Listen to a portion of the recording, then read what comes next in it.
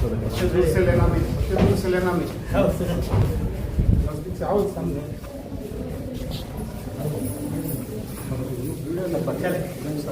चलो ये अल्ले मटे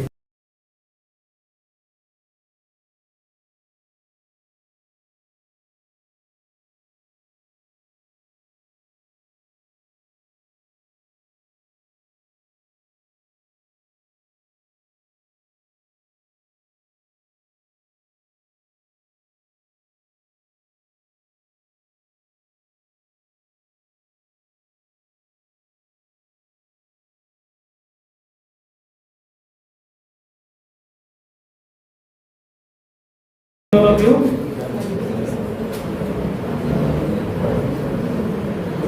So I am very happy to participate in the one-day seminar that is on Karnataka, the contemporary literature that is in Urdu.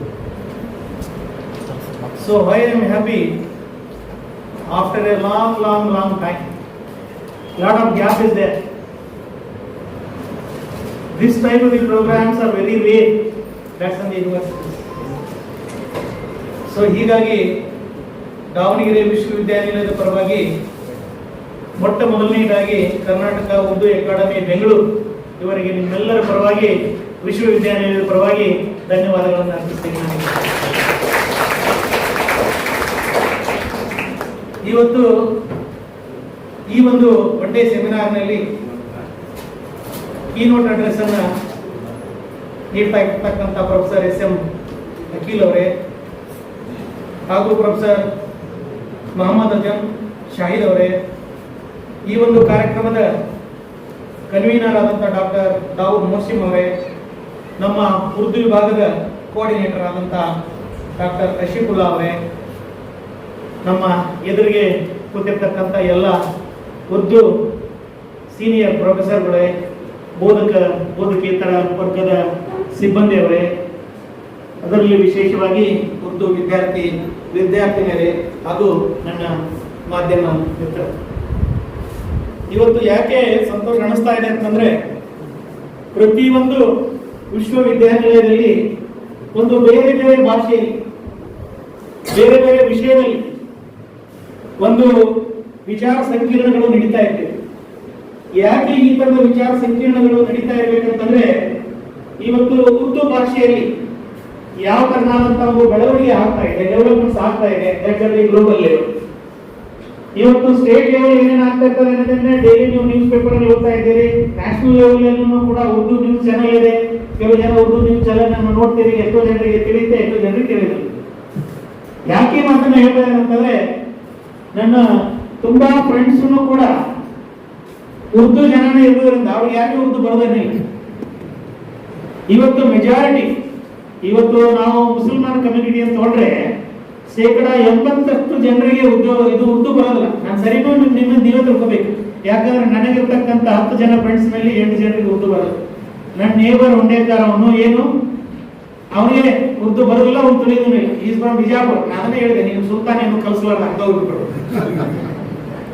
ಯಾಕೆ ಮಾತನ್ನ ಹೇಳ್ತಾ ಇದ್ದೇನೆ ಅಂತಂದ್ರೆ, ಇವತ್ತು ಭಾಷೆಯನ್ನ ಕಲಿಯಲಿಕ್ಕೆ ಯಾವುದೇ ರೀತಿಯಾದಂತಹ ಒಂದು ಇತಿ ಮಿತಿಗಳು ಇರಬಾರ್ದು, ಬಾರ್ಡರ್ ಇರಬಾರ್ದು. ಇವತ್ತು ನಮ್ಮಷ್ಟಕ್ಕೆ ನಾವೇ ಬಾರ್ಡರ್ಗಳನ್ನು ಹಾಕೊಂಡ್ಬಿಟ್ರೆ ನಾವು ಇನ್ನೊಂದು ಭಾಷೆಯಲ್ಲಿ ಏನೊಂದು ಸಾಹಿತ್ಯದ ಬೆಳವಣಿಗೆ ಆಗುತ್ತೆ, ಆ ಸಾಹಿತ್ಯದಲ್ಲಿ ಆಗ್ತಕ್ಕಂಥ ಬೆಳವಣಿಗೆಗಳನ್ನ ನಮ್ಗೆ ಅರ್ಥ ಮಾಡ್ಕೊಳ್ಳಿಕ್ಕೆ ಆಗೋದಿಲ್ಲ. ಇವತ್ತು ನೋಡಿ, ಇಲ್ಲೆಲ್ಲ ಜನ ಕೂತಿದಾರಲ್ಲ, ಇದರಲ್ಲಿ 80% ಜನರಿಗೆ, ಯಾಕೆ 99% ಜನರಿಗೆ ಕನ್ನಡ ಗೊತ್ತಿದೆ. ಕನ್ನಡ ಗೊತ್ತಿದೆ ಅಲ್ಲ ನಿಮ್ಗೆ? ಎಷ್ಟು ಜನರಿಗೆ ಕನ್ನಡ ಬರೋಲ್ಲ ಅಷ್ಟೇ ಕೈ ಇದ್ರಿ, ಎಷ್ಟು ಜನರಿಗೆ ಬರೋದಿಲ್ಲ. ಯಾಕೆ ಕನ್ನಡ ತಿಳಿಯಲಾರ್ದವ್ರು ಯಾರಾದ್ರೂ ಇದರಲ್ಲಿ? ಒಬ್ರು ಇಲ್ಲ. ಯಾಕಂದ್ರೆ ನೀವು ಕನ್ನಡಕ್ಕೆ ಎಷ್ಟು ಒತ್ತನ್ನ ಕೊಟ್ಟು ಈ ಭಾಷೆಯನ್ನ ನೀವು ಕಲ್ತಿದ್ದೀರೋ, ಬರೀ ಮನೆಯೊಳಗೆ ಮಾತ್ರ ನೀವು ಉರ್ದು ಮಾತಾಡ್ತೀರಿ, ಹೊರಗಡೆ ಬಂದ್ರೆ ನೀವು ಉರ್ದು ಬರೋದಿಲ್ಲ, ನೀವು ಬಾಯಿ ಬಂದಾಗ್ಬಿಡ್ತಾರೆ.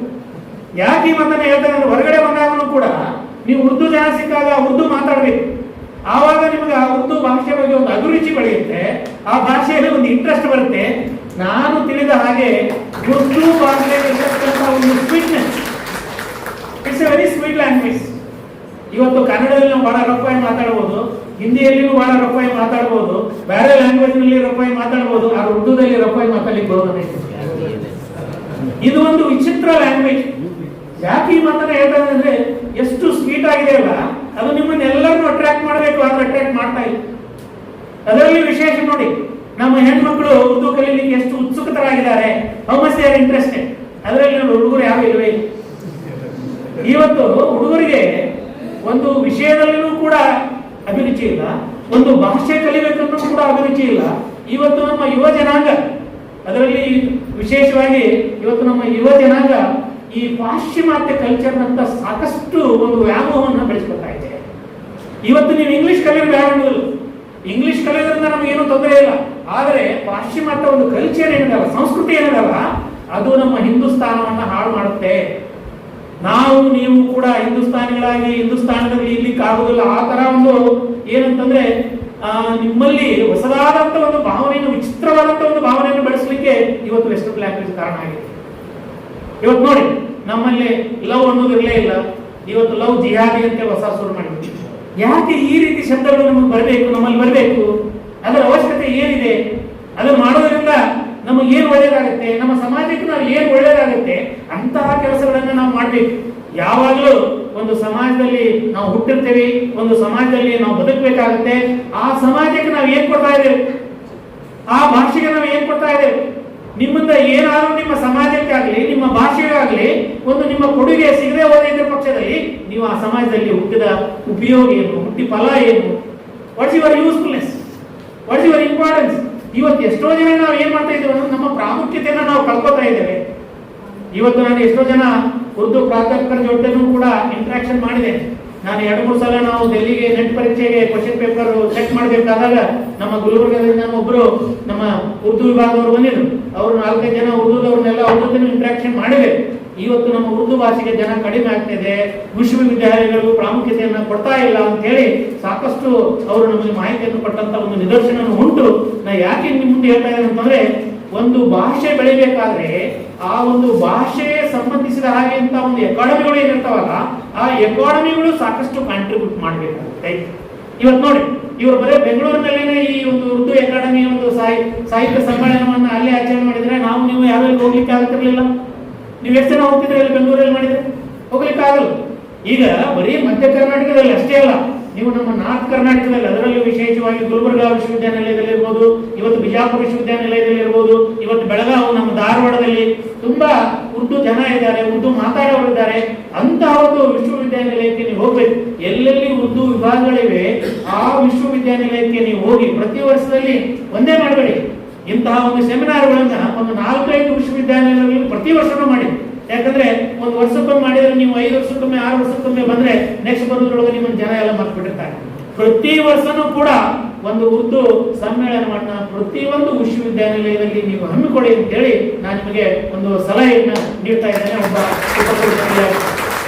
ಅದರಲ್ಲಿ ವಿಶೇಷವಾಗಿ ನಿಮಗೆ ಉರ್ದು ಅಕಾಡೆಮಿ ಅವರು ಹೇಳೋದೇನಂತಂದ್ರೆ, ಇವತ್ತು ಕರ್ನಾಟಕದಲ್ಲಿ ಇರ್ತಕ್ಕಂಥ ಯಾವ ವಿಶ್ವವಿದ್ಯಾನಿಲಯವನ್ನು ಕೂಡ ಯಾವುದೇ ತರನಾದಂತ ಯಾವುದೇ ಭಾಷೆಯಲ್ಲಿ ನೀವು ವಿಚಾರ ಸಂಕಿರಣವನ್ನು ಹಮ್ಮಿಕೊಂಡ್ರೆ, ಸಮ್ಮೇಳನಗಳನ್ನು ಹಮ್ಮಿಕೊಂಡ್ರೆ ನೋ ಅನ್ನುವಂತ ಒಂದು ಪ್ರಶ್ನೆನೇ ಇಲ್ಲ. ಇವತ್ತು ನಾನು ಒಬ್ಬನೇ ಅಲ್ಲ, ನೋ ಅನ್ನುವಂತ ಪ್ರಶ್ನೆನೇ ಇಲ್ಲ. ಯಾಕಂದ್ರೆ ಇವತ್ತು ವಿಶ್ವವಿದ್ಯಾನಿಲಯಗಳ ಬಾಗಿಲುಗಳು ಯಾವುದೇ ಭಾಷೆಯಲ್ಲಿ ಯಾವುದೇ ಧರ್ಮ ಇರಲಿ ಅವರೆಲ್ಲರೂ ಕೂಡ ಏನಾದ್ರು ಆದ್ರೆ ಧಾರ್ಮಿಕ ಸಂಘಟನೆಗಳಿಂದ ಇಂಥ ಕಾರ್ಯಕ್ರಮಗಳನ್ನು ಆಗ್ಲಿಕ್ಕೆ ನಾವು ಅಲೋ ಮಾಡೋದಿಲ್ಲ. ನೀವು ಅಕಾಡೆಮಿಯವರಾಗ್ಲಿ ಅಥವಾ ಪ್ರೊಫೆಸರ್ಗಳಾಗ್ಲಿ ಒಂದು ಸಾಹಿತ್ಯಕ್ಕೆ ಸಂಬಂಧಿಸಿದಂತ ನೀವು ಯಾವುದೇ ತರನಾದಂತಹ ಕಾರ್ಯಕ್ರಮಗಳನ್ನು ಹಮ್ಮಿಕೊಂಡರೂ ಕೂಡ ದಾವಣಗೆರೆ ವಿಶ್ವವಿದ್ಯಾನಿಲಯ ನಿಮ್ಮ ಯಾವಾಗಲೂ ದ್ವಾರಗಳನ್ನ ತೆಗೆದಿರುತ್ತದೆ, ಮುಕ್ತವಾಗಿದೆ ಅಂತ ಹೇಳ್ತೀನಿ. ಇನ್ನೊಂದು ಮುಖ್ಯವಾದಂತಹ ಒಂದು ವಿಷಯ ಅಂತಂದ್ರೆ, ನೀವು ಈ ಭಾಷೆಯನ್ನ ಬೆಳೆಸಬೇಕಾದ್ರೆ ಏನ್ ಮಾಡಬೇಕು? ಬರೀ ಉರ್ದು ಡಿಪಾರ್ಟ್ಮೆಂಟ್ ವಿಶ್ವವಿದ್ಯಾನಿಲಯಗಳು ನಡೆಸಿದ್ರೆ ಆಗುದಿಲ್ಲ. ಈ ಭಾಷೆ ಬೆಳಿಬೇಕಂತಂದ್ರೆ ನೀವು ಜನರಲ್ಲಿ, ಯಾಕಂದ್ರೆ ನೀವು ಈ ಉರ್ದು ಭಾಷೆಯನ್ನ ಜನ ಸಮುದಾಯದ ತೆಗೆದುಕೊಂಡು ಹೋಗ್ಬೇಕು. ಜನ ಸಮುದಾಯದ ಯಾವಾಗ ತಗೊಂಡು ಹೋಗ್ತಿರೋ, ಜನ ಯಾವಾಗ ನಿಮ್ಮನ್ನ ಅಟ್ರಾಕ್ಟ್ ಮಾಡ್ತಾರೋ, ನೀವು ಭಾಷೆಯನ್ನು ಅಟ್ರಾಕ್ಟ್ ಮಾಡ್ತೀರೋ, ಅವಾಗ ಮಾತ್ರ ಜನರು ಆ ಭಾಷೆಯನ್ನು ಮುಕ್ತವಾಗಿ ಉಪಯೋಗ ಮಾಡಲಿಕ್ಕೆ ಪ್ರಾರಂಭ ಮಾಡ್ತಾರೆ. ಇವತ್ತು ಯಾಕೋ ಏನು ಸಮಾಜದಲ್ಲಿ ಒಂಥರ ಏನೋ ಅಳುಕು ಅಥವಾ ಏನೋ ಒಂಥರ ಪೇನು ಅಥವಾ ಏನೋ ಒಂದು ಹೆದರಿಕೆ, ಫಿಯರ್ ಆ ತರ ಇದೆ ಅಂತ ನನಗೆ ಅನಿಸ್ತಾ ಇದೆ. ಇವತ್ತು ನಮ್ಮ ಭಾಷೆಯನ್ನ ನಾವು ಮಾತಾಡ್ಲಿಕ್ಕೆ, ನಮ್ಮ ಧರ್ಮವನ್ನು ನಾವು ಆಚರಣೆ ಮಾಡ್ಲಿಕ್ಕೆ, ಆದ್ರೆ ಇನ್ನೊಂದು ಏನು ಆಗ್ತಾ ಇದೆ ಅಂತಂದ್ರೆ, ಇನ್ನೊಂದು ಧರ್ಮದ ಮೇಲೆ ನಾವು ಏನದಲ್ಲ, ಇನ್ನೊಂದು ಭಾಷೆ ಮೇಲೆ ಏನದಲ್ಲ, ನಾವು ನಮ್ಮ ಒಂದು ಏನಂತಂದ್ರೆ ದಾಸ್ಯವನ್ನು ಹೇರಲಿಕ್ಕೆ ಅಥವಾ ಅವ್ರ ಮೇಲೆ ಒತ್ತಾಯ ಮಾಡಬಹುದು, ನೀ ಇದನ್ನು ಕಲೀಲೇಬೇಕು, ನೀ ಅದನ್ನು ಕಲಿಬೇಕು. ಇವತ್ತು ಏನಾಗ್ತಾ ಇದೆ ಜಗತ್ತಿನಲ್ಲಿ ನಿಮ್ಗೆಲ್ಲ ಗೊತ್ತಾಗಿದೆ. ಇವತ್ತು ಜಗತ್ತು ಏನಾಗ್ತಾ ಇದೆ ಅಂತಂದ್ರೆ ಒಂದು ಹಳ್ಳಿ ಆದಂಗೆ ಆಗ್ತಾ ಇದೆ. ಒಂದು ಹಳ್ಳಿಯಲ್ಲಿ ಏನೇನು ಕಾರ್ಯಕ್ರಮ ನಡೀತಾ ಇದೆ ಯಾಕಂದ್ರೆ ಈ ಗ್ಲೋಬಲೈಸೇಷನ್ ಆದ್ಮೇಲೆ ಪ್ರತಿ ಜಗತ್ತಿನ ಪ್ರತಿ ಮೂಲೆಯಲ್ಲೂ ಕೂಡ ನಿಮ್ಗೆಲ್ಲ ಗೊತ್ತಿದೆ, ನಾನೇನು ಹೇಳ್ಬೇಕಾಗಿಲ್ಲ. ಇವತ್ತು ಇರಾನ್ ನಲ್ಲಿ ಏನಾಗ್ತಾ ಇದೆ, ಇರಾಕ್ ನಲ್ಲಿ ಏನಾಗ್ತಾ ಇದೆ, UAE ಯಲ್ಲಿ ಏನಾಗ್ತಾ ಇದೆ, ಇವತ್ತು ಜನರನ್ನ ಕೊಂದಾಗ್ತಾ ಇದ್ದಾರೆ. ಆ ಪರಿಸ್ಥಿತಿ ನಿರ್ಮಾಣ ಆಗುವಂತ ಒಂದು ಅವಶ್ಯಕತೆ ಇಲ್ಲ. ಯಾಕಂದ್ರೆ ನನಗೆ ಬೇಕಪ್ಪ ಅಂತ ನನಗೆ ಇಂಟ್ರೆಸ್ಟ್ ಇದ್ರೆ ನಾನು ಮಾತಾಡ್ತೀನಿ, ನೀನು ಮಾತಾಡಲೇಬೇಕು, ನೀನು ಮುಸುಕು ಹಾಕೊಳ್ಳೇಬೇಕು, ನೀನು ಇದೇ ರೀತಿ ಇರಬೇಕು ಅನ್ನೋದೇನಲ್ಲ. ಇದು ನಾವು ನಮ್ಮ ಸ್ತ್ರೀ ಸ್ವಾತಂತ್ರ್ಯವನ್ನ ಕಿತ್ತುಕೊಂಡಾಗ ಆಗುತ್ತೆ ಅವರಿಗೆ. ನಾವು ಯಾಕಂದ್ರೆ ನಮ್ಮ ಹಿಂದೂಸ್ತಾನದಲ್ಲಿ, ನಮ್ಮ ಹಿಂದೂ ಧರ್ಮದಲ್ಲಿ ಇರ್ಬೋದು, ಇವತ್ತು ಮುಸ್ಲಿಂ ಧರ್ಮದಲ್ಲಿ ಇರ್ಬೋದು, ಇವತ್ತು ಯಾರಾದ್ರೂ ಹೆಣ್ಮಕ್ಳಿಗೆ ರೆಸ್ಪೆಕ್ಟ್ ಕೊಡಬೇಕು ಅಂತ ಹೇಳಿ ಬಂದಿದ್ದಾರ? ಯಾಕೆ ನಮ್ಮ ಹೆಣ್ಮಕ್ಳು ಅವರಿಗೆ ನಾವು ಈಕ್ವಲ್ ಆದಂತ ಒಂದು ಇಂಪಾರ್ಟೆನ್ಸ್ ಕೊಡ್ಬೇಕು. ಇವತ್ತು ನೋಡಿ, ಇವತ್ತು ಈ ಉರ್ದು ಕಲೀಲಿಕ್ಕೆ ಅವರೆಲ್ಲರೂ ಬಂದಿದ್ದಾರೆ. ಅವರು ಯಾರೋ ಅವ್ರ ಮೇಲೆ ಒತ್ತಾಯ ಮಾಡಿಲ್ಲ. ನಾವು ಇವತ್ತು ನಮ್ಮಲ್ಲಿ ಉರ್ದು ಡಿಪಾರ್ಟ್ಮೆಂಟ್ ಅಲ್ಲಿ ಕೂಡ ಇರ್ತಕ್ಕಂತ ಒಬ್ಬ ಹೆಣ್ಮಗಳಿದ್ದಾರೆ, ಇನ್ನೊಂದು ಬಂದಿದ್ದಾರೆ. ನಾವು ಯಾಕೆ ಈ ರೀತಿ ಹೇಳ್ತಕ್ಕಂತಂದ್ರೆ ಇವತ್ತು ಜೆಂಡರ್ ಇಕ್ವಾಲಿಟಿಗೆ ನಾವು ಇಂಪಾರ್ಟೆನ್ಸ್ ಕೊಡಬೇಕಾದಂತ ಒಂದು ಪರಿಸ್ಥಿತಿ ನಿರ್ಮಾಣ ಆಗಿದೆ. ಇವತ್ತು ನಾವೇನಾದ್ರೂ ಜೆಂಡರ್ಗೆ ಇಕ್ವಾಲಿಟಿ ಕೊಡಲಾರ್ದ ಹೋದಂತಂದ್ರೆ ಅವರಿಂದ ನಾವು ಏನು ಕಲಿಯಲಿಕ್ಕಾಗೋದಿಲ್ಲ. ನಮ್ಮಿಂದ ಅವರು ಏನದ ಒಂದು ನೋವನ್ನ ಅನುಭವಿಸಬೇಕಾಗತ್ತೆ. ಆ ನೋವಿನಿಂದ ಹೊರಗೆ ಬರ್ಲಿಕ್ಕೆ ಕೂಡ ನೀವು ನಿಮ್ಮ ಡೋರ್ಗಳನ್ನ ಓಪನ್ ಆಗಿದೆ ಅಂತ ಹೇಳುತ್ತಾ, ಇವತ್ತು ಈ ಉರ್ದು ಅಕಾಡೆಮಿ ಏನ್ ಮಾಡ್ಬೇಕು, ನಮ್ಮಂತ ಒಂದು ವಿಶ್ವವಿದ್ಯಾನಿಲಯದಲ್ಲಿ ಈ ಉರ್ದು ಬೆಳಿಬೇಕಂತಂದ್ರೆ ನೀವು ಸ್ಕಾಲರ್ಶಿಪ್ ಕೊಡಬೇಕು. ಯಾರು ಉರ್ದು ಓದಲಿಕ್ಕೆ ಮುಂದೆ ಬರ್ತಾರೆ, ನೀವು 1000 ಕೊಡಿ ಅಂತ ಹೇಳೋದಿಲ್ಲ, ತಿಂಗಳಿಗೆ ಬರೀ 500 ರೂಪಾಯಿ ಕೊಡಿ. 500 ರೂಪಾಯಿಯಿಂದ ನೀವೇನು ಭಾಷೆಯನ್ನ ಕಲೀಲಿಕ್ಕೆ ಮಕ್ಕಳಲ್ಲಿ ಒಂದು ಅಭಿರುಚಿಯನ್ನ ಬೆಳೆಸಲಿಕ್ಕಾಗತ್ತೆ. ಈಗ ಎಷ್ಟೋ ಜನ ಬಡವರಿದ್ದಾರೆ, ಅವ್ರಿಗೆ ಫೀ ತುಂಬಲಿಕ್ಕೆ ಆಗುದಿಲ್ಲ. ನಾನು ಅಸಿಪ್ ಹೇಳ್ತಾ ಇದ್ದೀನಿ ಅವಾಗ, ಅಸಿಪ್ ನೀವೇನಾದ್ರೂ ಫೀ ತುಂಬು, ಇನ್ನೊಂದು 10 ಜನ ಅಡ್ಮಿಷನ್ ಮಾಡು, ಇರ್ಲಿ, ಯಾರು ಕಲಿತಾರೆ ಅವ್ರಿಗೆ ಇಂಟ್ರೆಸ್ಟ್ ಇದ್ದವ್ರು ಕಲೀಲಿ ಭಾಷೆ. ಹಾಗೆ ನೀವು ಉರ್ದು ಅಕಾಡೆಮಿಯವರು ಪ್ರತಿಯೊಂದು ವಿಷಯದ ದಾವಣಗೆರೆ ವಿಶ್ವವಿದ್ಯಾನಿಲಯದಲ್ಲಿ ಅಷ್ಟೇ ಅಲ್ಲ, ಪ್ರತಿಯೊಂದು ವಿಶ್ವವಿದ್ಯಾನಿಲಯದಲ್ಲಿಯೂ ಕೂಡ ಒಂದು 500 ರೂಪಾಯಿ ಸ್ಕಾಲರ್ಶಿಪ್ ಕೊಡಿ. ನಿಮ್ಮ ಉರ್ದು ಅಕಾಡೆಮಿಯಿಂದ ಯಾರು ಫಸ್ಟ್ ರ್ಯಾಂಕ್ ಬರ್ತಾರೋ, ಪ್ರತಿ ಯೂನಿವರ್ಸಿಟಿಯಲ್ಲಿ ಯಾರು ಫಸ್ಟ್ ರ್ಯಾಂಕ್ ಬರ್ತಾರೋ ಅವ್ರದೊಂದು ಬಂಗಾರದ ಪದಕವನ್ನು ಕೊಡಿ. ಹಾಗೆ ಮಾಡೋದ್ರಿಂದ ಏನಾಗುತ್ತೆ, ನಮ್ಮ ಮಕ್ಕಳಿಗೆ ಒಂಥರ ಎನ್ಕರೇಜ್ಮೆಂಟ್ ಮಾಡಿದಾಗುತ್ತೆ, ಉತ್ತೇಜನ ಮಾಡಿದಾಗುತ್ತೆ. ಯಾವಾಗ ಅವರು MA ಯಲ್ಲಿ ರ್ಯಾಂಕ್ ಬರ್ತಾರೋ ಅವತ್ತು ಇವತ್ತು ರಾಜ್ಯ ಮಟ್ಟದಲ್ಲಿ ಇರ್ಬೋದು ಅಥವಾ ರಾಷ್ಟ್ರ ಮಟ್ಟದಲ್ಲಿ ಇರ್ಬೋದು ಅವರಿಗೆ ಉದ್ಯೋಗಗಳನ್ನು ಪಡೆದುಕೊಳ್ತಕ್ಕಂತ ಒಂದು ಅವಕಾಶನೂ ಕೂಡ ಜಾಸ್ತಿ ಇದೆ. ಇವತ್ತು ಉರ್ದುದಲ್ಲಿ ಅವಕಾಶ ಇಲ್ಲ ಅಂತ ಹೇಳ್ಬೇಡಿ ನೀವು, ಉರ್ದುದಲ್ಲಿನೂ ಕೂಡ ಸಾಕಷ್ಟು ಈಗ ಮೀಡಿಯಾಗಳು ಬರ್ತಾ ಇದೆ. ನಮ್ಮ ನ್ಯಾಷನಲ್ ಟಿವಿ ನೋಡ್ತಾ ಇದಾರಲ್ಲ ನೀವು, ನ್ಯೂಸ್ ಓದೋರ್ನು ಜನ ಇಲ್ಲ. ಇವತ್ತು ನ್ಯೂಸ್ ಬರೆಯೋರು ಬೇಕು, ನ್ಯೂಸ್ ಕಳಿಸೋರು ಬೇಕು.